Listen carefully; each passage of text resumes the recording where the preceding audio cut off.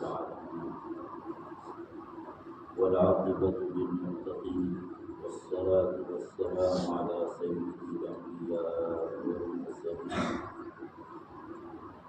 وعلى آله وصحبه أجمعين وبارك وسلم تسليما كثيرا أما بعد فأعوذ بالله من الشيطان الرجيم بسم الله الرحمن الرحيم يا أيها الذين آمنوا كتب عليكم الصيام كما كتب على الذين من قبلكم لعلكم تتقون صدق الله العظيم وصدق رسوله النبي الكريم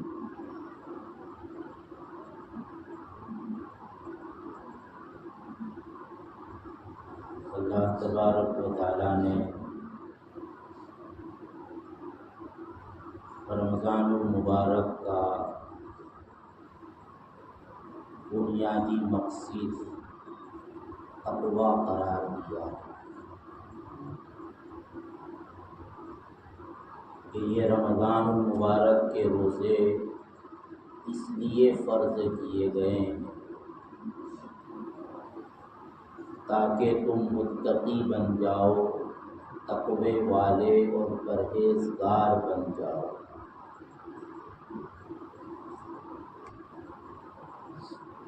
ہمارے عرف میں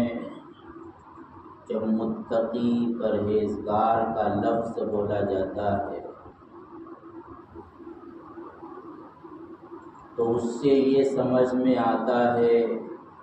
کہ متقی وہ ہے کہ جس نے کرتا پائجامہ اور ٹوپی پہن لی ہو۔ متقی ہونے کے لیے ضروری ہے کہ ہر وقت اس کے ہاتھ میں تسبیح رہتی ہو۔ متقی پرہیزگار وہ ہوتا ہے کہ جو کاروبار نہ کرے، کوئی ملازمت نہ کرے، بلکہ ہر وقت مسجد میں بیٹھا رہے یا کسی مقبرے پر مجاور بن کر بیٹھ جائے۔ متقی اور پرہیزگار وہ ہے کہ جس کے پاس ہدایہ اور تحفے آتے ہیں، لوگ جس سے دعاؤں کی درخواست کرتے ہیں، جس کے پاس جانے سے ہر ایک کا کام بن سکتا ہو۔ ہمارے عرف میں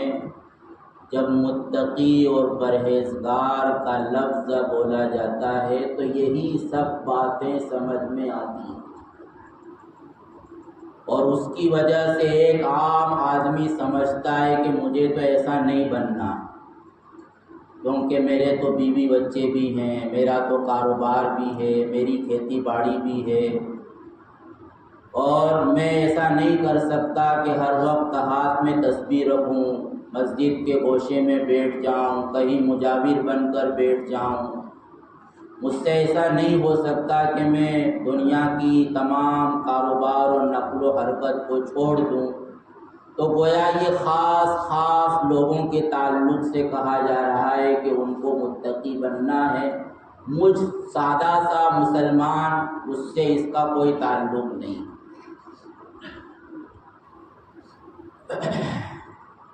لیکن دوستو بزرگوں، متقی اور پرہیزگار ہو جانے کا وہ مطلب نہیں ہے جو متقی کا لفظ بولنے سے ہمارے ذہن میں آتا ہے، بلکہ متقی اور پرہیزگار کا مطلب یہ ہے کہ ایک مسلمان اچھا انسان بن جائے، وہ شریف انسان بن جائے۔ متقی پرہیزگار وہ ہے کہ جو اپنے معاملات میں جھوٹ نہ بولتا ہو، کسی کو دھوکہ نہ دیتا ہو، کسی کی بہن بیٹی پر غلط نظر نہ اٹھاتا ہو، کسی کا حق نہ مارتا ہو، وعدہ خلافی نہ کرتا ہو، اور ہر وہ اچھے کام جو ایک شریف انسان کو کرنا چاہیے ان سب کو وہ کرنے کی کوشش کرتا ہو، اور ہر وہ برے کام جس کو ہر کوئی برا سمجھتا ہے، کیا مسلمان کیا کافر، کیا مسلمان کیا مشرک، کیا مسلمان اور کیا ہندو، کیا یہودی، کیا نصرانی، ہر ایک جس کام کو برا سمجھتا ہے وہ اس سے اپنے آپ کو بچا لے۔ یہ ہے اللہ کے نزدیک متقی اور پرہیزگار۔ اب اس کے لیے یہ کوئی ضروری نہیں ہے کہ وہ کرتا پائجامہ ٹوپی پہنتا، اس کے لیے یہ کوئی ضروری نہیں ہے کہ ہر وقت اپنے ہاتھ میں تسبیح رکھتا ہو اور ذکر کرتا رہتا، اور اس کے لیے نہ یہ ضروری ہے کہ وہ اپنے کاروبار کو چھوڑ دے، کھیتی باڑی کو چھوڑ دے، ملازمت کو چھوڑ دے، اور نہ اس کے لیے یہ ضروری ہے کہ وہ پیر بن کر بیٹھ جائے، جو وہ دعا کرے اس کی دعا قبول ہو جائے، اور جس کے سر پر ہاتھ رکھ دے تو اس کی بگڑی بن جائے، جس کو تعویذ دے دے تو اس کا کاروبار چلنے لگے، اور جس پر دم کر دے تو اس کی بیماری ختم ہو جائے۔ متقی اور پرہیزگار بننے کے لوازمات میں سے یہ سب چیزیں نہیں ہیں جو ایک عام سادہ سا مسلمان اپنے ذہن میں رکھتا ہے، اور اس کو سمجھنے کے لیے ہمیں کہیں جانے کی ضرورت نہیں ہے۔ ہر مسلمان کا یہ اعتقاد ہے اور اس کے ایمان کا حصہ ہے کہ حضرات صحابہ نبی کے بعد عام انسانوں میں سب سے زیادہ متقی تھے، پرہیزگار تھے، اللہ کے ولی تھے، اور ایسے متقی اور پرہیزگار تھے کہ قیامت تک آنے والا بڑا سے بڑا پیر بھی صحابہ کے کسی مقام کو نہیں پہنچ سکتا۔ لیکن کیا جب ہم صحابہ کے حالات کو پڑھتے ہیں تو وہاں یہ ملتا ہے کہ وہ بس کرتا پائجامہ ٹوپی پہنتے تھے؟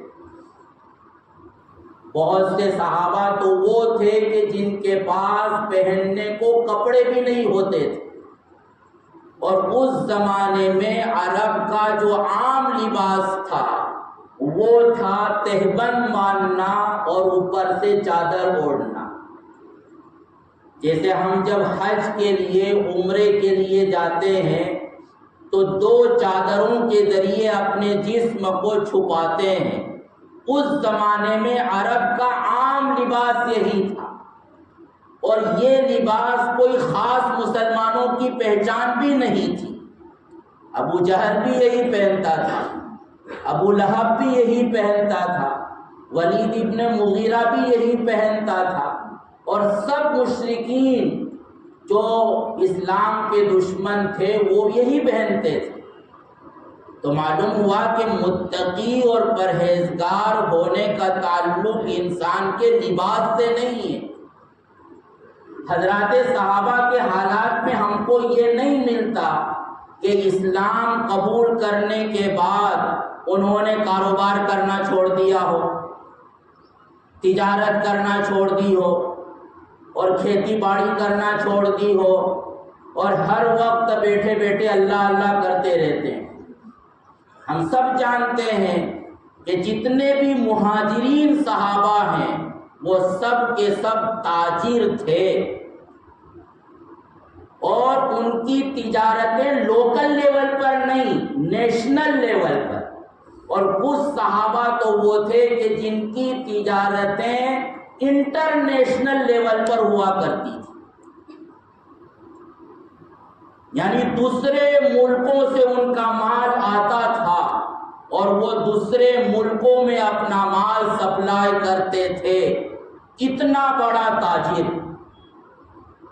ایسے صحابہ بھی موجود تھے، اور جتنے بھی انصار صحابہ تھے وہ سب کھیتی باڑی کرتے تھے،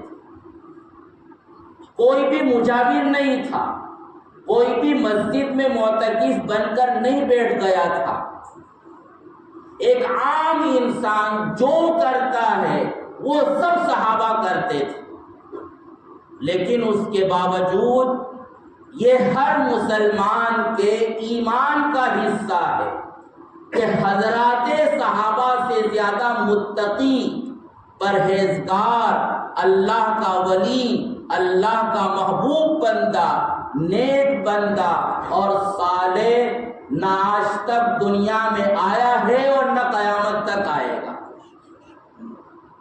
وہ کیوں؟ اس لیے کہ وہ اپنے آپ کو ہر برے کام سے بچاتے تھے.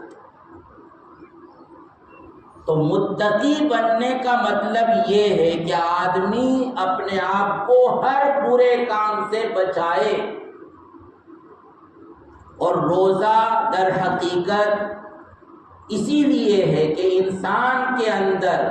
اپنے آپ کو برے کام سے بچانے کی صلاحیت پیدا ہو جائے، اور یہ صلاحیت مستقل طور پر پیدا ہو جائے کہ آدمی جب نماز میں ہوتا ہے تو وہ برا کام نہیں کرتا. لیکن یہ ہمارا معاملہ نماز کی حد تک. بہت سے مسلمان وہ ہیں کہ جو مسجد میں آتے ہیں تو مسجد کے احترام کی وجہ سے برا کام نہیں کرتے ہیں، لیکن ان کا معاملہ مسجد کی حد تک. بہت سے وہ لوگ ہیں کہ جو حج اور عمرے پر جاتے ہیں تو جب تک وہاں حرمین میں رہتے ہیں اپنے آپ کو ہر برے کام سے بچانے کی کوشش کرتے ہیں، لیکن وہ ایک مخصوص زمانے تک ہوتا ہے. بہت سے مسلمان وہ ہیں کہ جب رمضان کا مہینہ آتا ہے تو وہ اپنے آپ کو برے کام سے بچاتے ہیں، لیکن وہ رمضان کی حد تک رہتا ہے. بہت سے لوگ وہ ہیں کہ جو جمعہ کے دن کوشش کرتے ہیں کہ اپنے آپ کو برے کام سے بچائیں، لیکن وہ جمعہ کی حد تک رہتا ہے. تو روزے کا مقصد یہ ہے کہ انسان کے اندر مستقل طور پر ہر حالت میں اور ہر جگہ میں جہاں کہیں بھی ہو اور جس حالت میں بھی وہ ہو اپنے آپ کو برے کام سے بچا سکے. رات کی تنہائی میں ہو وہاں بھی وہ اپنے آپ کو برے کام سے بچا لے. دن کے اجالے میں ہو وہاں بھی وہ اپنے آپ کو برے کام سے بچا لے. مسجد کے اچھے ماحول میں ہو تو وہاں بھی وہ اپنے آپ کو برے کام سے بچا لے. اور بازار کے کسی گندے ماحول میں وہ چلا جائے جہاں چاروں طرف گناہ ہو رہے ہوں، اور فقط گناہ ہو نہیں رہے ہوں بلکہ وہاں ہر پہنچنے والے کو اس گناہ کی طرف دعوت دی جا رہی ہو، وہاں بھی وہ اپنے آپ کو برے کام سے بچا لے. یہ مطلب ہے متقی اور پرہیزگار بن جانے. اور وہ صلاحیت، وہ طاقت، وہ انرجی اللہ تبارک و تعالی ہمیں رمضان کے روزوں کے ذریعے عنایت کرنا چاہتا ہے. لیکن اس کے لیے بنیادی طور پر اگر ہم غور کریں اللہ کے رسول صلی اللہ علیہ وسلم کی احادیث میں تو اس کے لیے 2 شرطیں معلوم ہوتی ہیں، اس کی 2 کنڈیشن ہیں. اس کے لیے فقط یہ کافی نہیں ہے کہ ہم صبح صادق سے لے کر غروب آفتاب تک کھانے پینے اور خاص نفسانی خواہش سے اپنے آپ کو بچا لیں، بلکہ اس کے لیے اللہ کے رسول صلی اللہ علیہ وسلم نے 2 بنیادی شرطیں بیان کی ہیں. ایک شرط کو اللہ کے رسول نے بیان کیا ہے ایمان اور احتساب کے لفظ سے. من صام رمضان ایمانا و احتسابا غفر له ما تقدم من ذنبه، کہ ایمان کے ساتھ وہ روزہ رکھے. اب یہ بظاہر بات معمولی سی ہے کہ ہر مسلمان تو ایمان والا ہے؟ جو بھی مسلمان ہوگا ظاہر ہے کہ اس کے دل میں ایمان والا ہوگا. تو یہ کنڈیشن تو گویا ہر مسلمان پوری کر رہا ہے کہ وہ ایمان کے ساتھ روزے رکھتا ہے. لیکن دوستو بزرگوں، یہاں ہمیں یہ سمجھنے کی ضرورت ہے اور ہمیں اس بات کا جائزہ لینے کی ضرورت ہے اپنی سوچ اور اپنی فکر کے تعلق سے، اپنے نظریے اور اپنے عقیدے کے تعلق سے اور اپنے کام کاج کے تعلق سے کہ کیا جو حقیقی ایمان اللہ کے نزدیک مطلوب ہے، جس حقیقی ایمان کو اس روزے کے لیے بطور کنڈیشن اور شرط کے بیان کیا گیا ہے، اس ایمان پر ہم مسلمان ہونے کے باوجود اترتے ہیں یا نہیں اترتے؟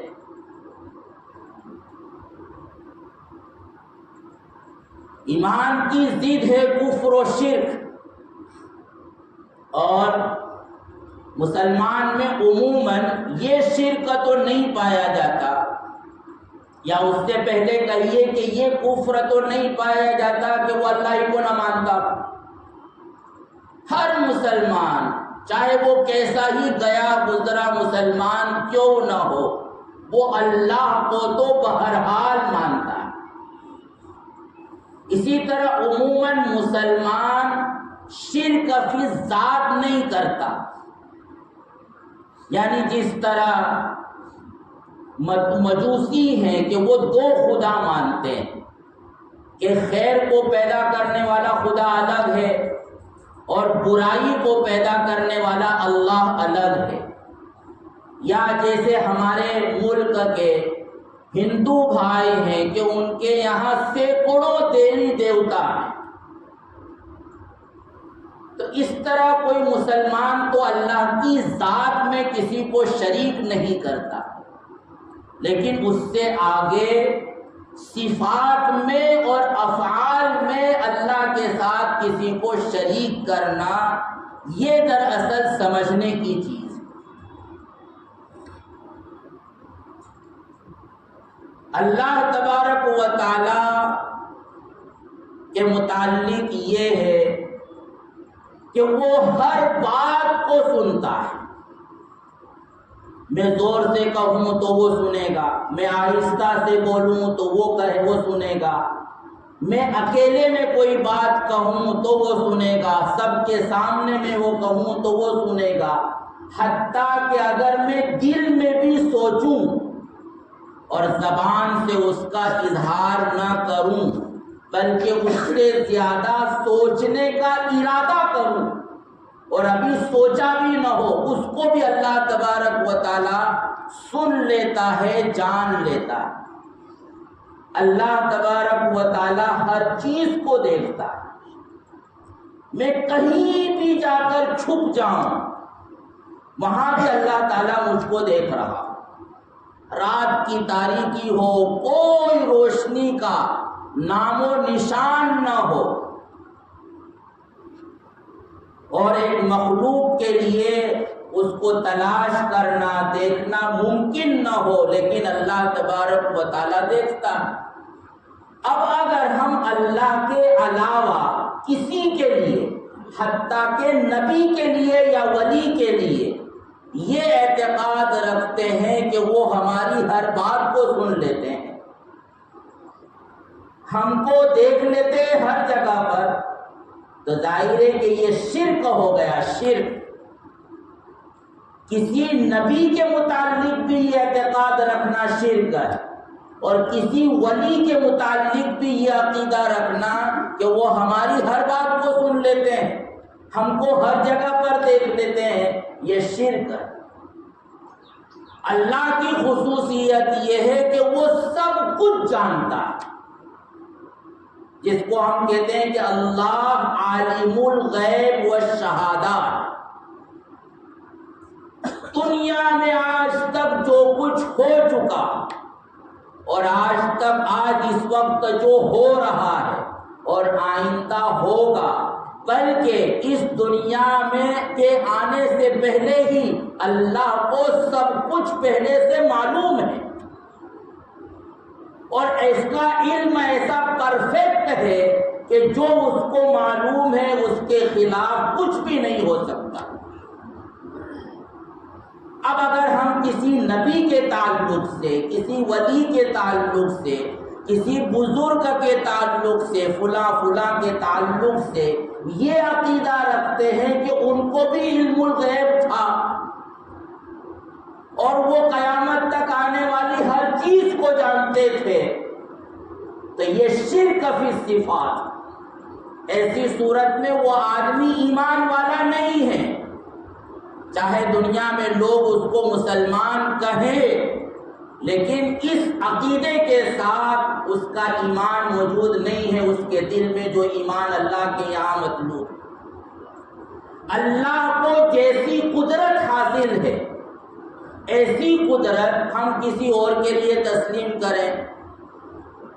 کہ گویا نبی اور ولی اور فلاں عامل صاحب بھی ہم کو اولاد دے سکتے ہیں، بیٹا دے سکتے ہیں، ہمارا کام بنا سکتے ہیں، ہمارا کام بگاڑ سکتے ہیں، ہمارے رزق سے تنگی کو دور کر سکتے ہیں، بیماریاں دور کر سکتے ہیں، شفا دے سکتے ہیں۔ کسی نبی کے تعلق سے بھی اور کسی ولی اور اللہ والے کے تعلق سے بھی کوئی یہ سمجھتا ہے کہ زندہ کرنے پر، مارنے پر، رزق میں برکت دینے پر، رزق کی برکت چھین لینے پر، اولاد دینے پر، اولاد سے محروم کر دینے پر، خاص بیٹا دینے پر اور بیٹیاں دینے پر اللہ کی طرف فلاں کو بھی قدرت ہے، تو یہ شرک ہے، شرک۔ جس کا یہ عقیدہ ہے، نظریہ ہے، چاہے وہ دنیاوی اعتبار سے مسلمان ہو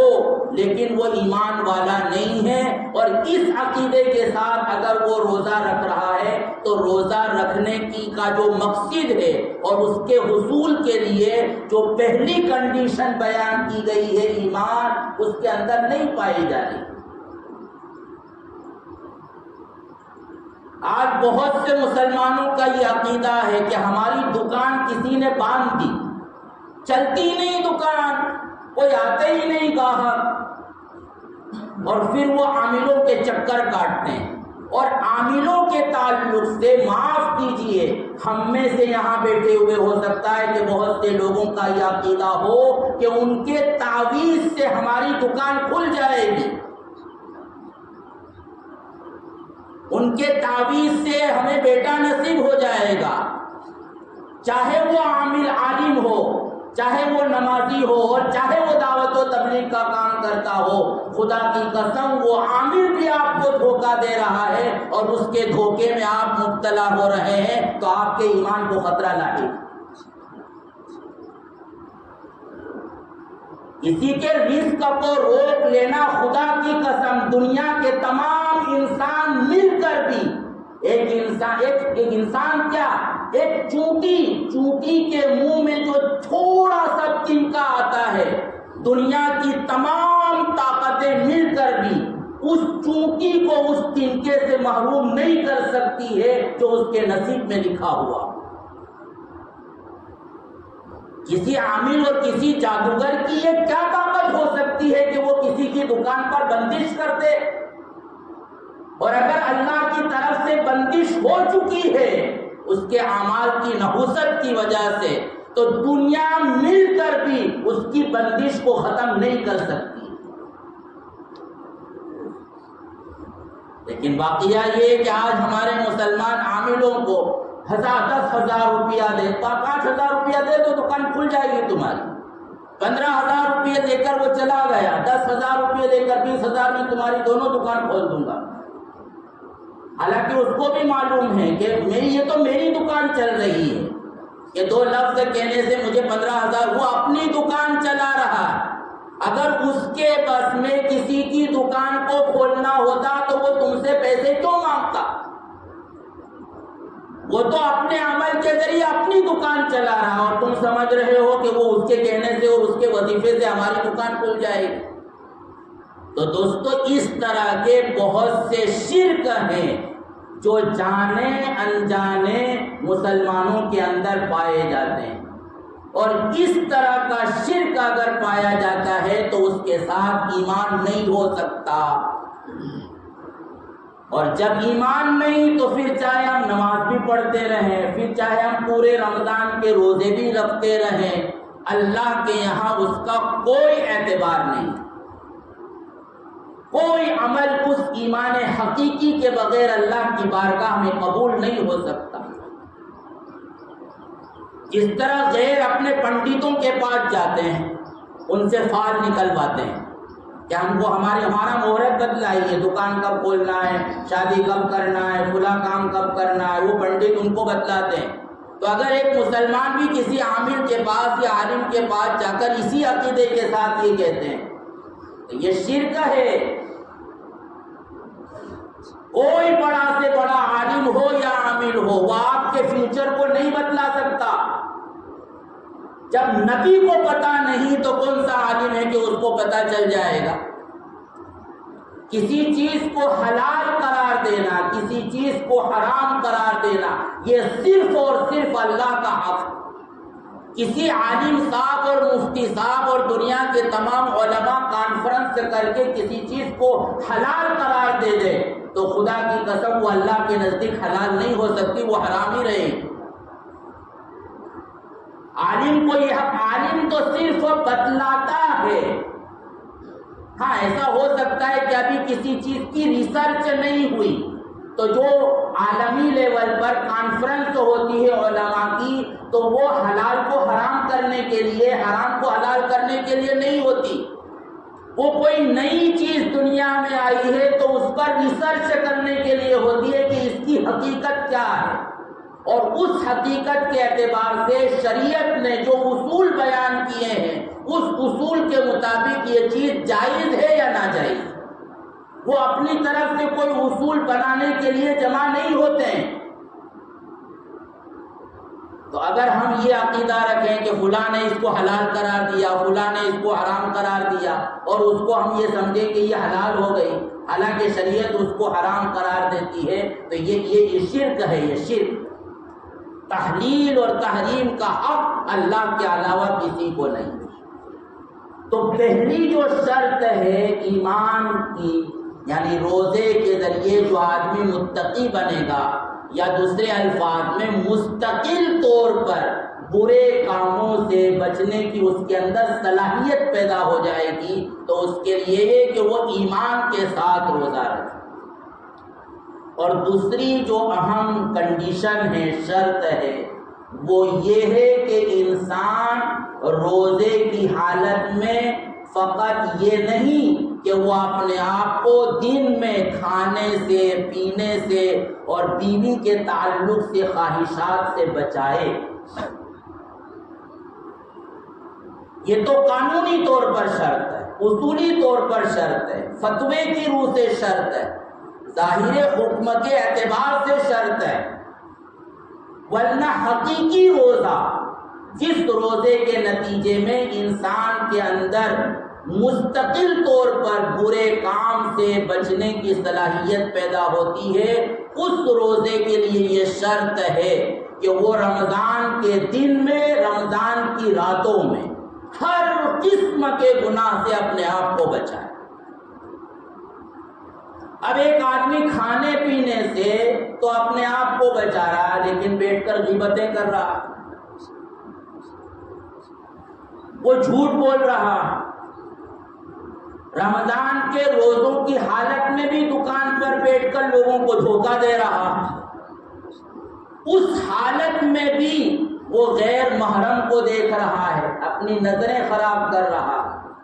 اور نظریں خراب کرنے کے لیے فقط یہ نہیں کہ وہ فزیکل کسی عورت کو دیکھے تو وہ حرام ہے، اور اگر وہ ڈیجیٹل عورت کو دیکھے تو وہ حرام نہیں ہے، اس کی تصویر دیکھنا موبائل میں، اس کی فلمیں دیکھنا، چاہے ہم فزیکل دنیا میں نہ دیکھ رہے ہو، لیکن اگر ڈیجیٹل دنیا میں بھی جا کر ہم روزے کی حالت میں وہاں دیکھ رہے ہیں تو ہم گناہ کر رہے ہیں، مستقل گناہ کر رہے ہیں۔ تو ہر چھوٹے بڑے گناہ سے اپنے آپ کو بچانا، اور پھر یہ کہ آدمی دن بھر روزہ رکھے اور افطاری کے وقت وہ حرام مال سے افطار کرے، حلال کھانے سے دن بھر اس نے اپنے آپ کو بچایا، لیکن جب روزہ افطار کرنے کا وقت آیا تو اس کے دسترخوان پر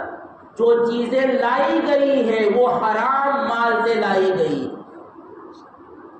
دن بھر اس نے حلال سے بھی اپنے آپ کو بچایا، اور جب روزے کا اینڈ ہوا، جب روزے کے قبول ہونے کا وقت آیا تو اسی وقت وہ پہلا لقمہ حرام غذا کا لے رہا ہے، تو اب ایسی صورت میں اس کا روزہ کہاں قبول ہو جائے،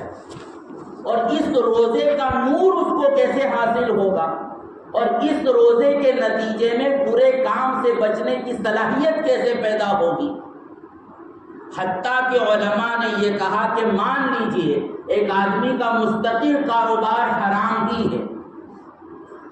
تو کم سے کم رمضان کے لیے اس کو چاہیے کہ وہ حلال طریقے پر کہیں سے قرض لے لے اور اس کے ذریعے اپنی سحری اور افطاری کا انتظام کرے، تاکہ رمضان کی حد تک تو وہ اپنے آپ کو حرام غذا کے پیٹ میں جانے سے بچا لے، اور پھر سچی پکی توبہ کر کے آہستہ آہستہ وہ اپنے حرام کاروبار کو چھوڑ دے۔